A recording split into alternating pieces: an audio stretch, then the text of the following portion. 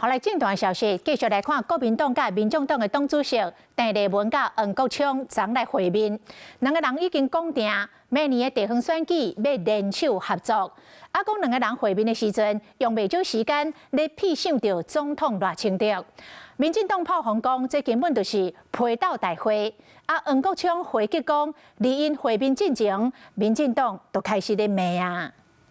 只要是对两岸和平有帮助的人，立文都愿意见。出席抗日讲座，强调要化解两岸问题。进前，国民党主席郑丽文则讲，想要甲中国国家主席习近平见面，不过都还未见到，就先和黄国昌点合作。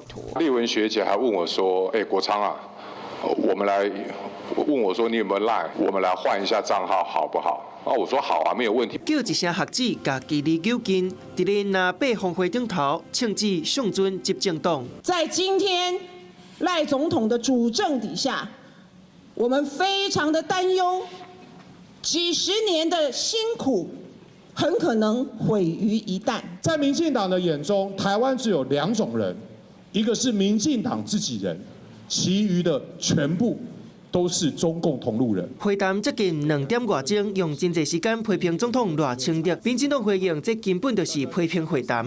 我认为蓝白合是他们一个极为不成功、失败的一个会合，对台湾的安全、对国家的团结都没有任何的注意。其实，在会面以前，不就开始在骂了吗？ 不过当时进一步讨论选战提名，民进党进前就提出上外伫咧明年3月进前确定民调整合方式，也若伫咧宜兰的选区，国民党文团会主委吴宗宪地方声势真悬。不过民众党前立委陈婉慧嘛话话讲用行动改变宜兰。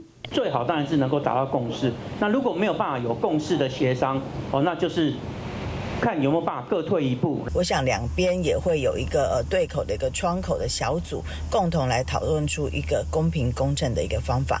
晚会基本上是乐观其成。南北两党为着选战来合作，嘛考验南北互相信任。Hello， 我是蒋欣梅。想要抢先掌握最及时的新闻资讯吗？赶快订阅、按赞、开启小铃铛，锁定华视新闻 YouTube 频道。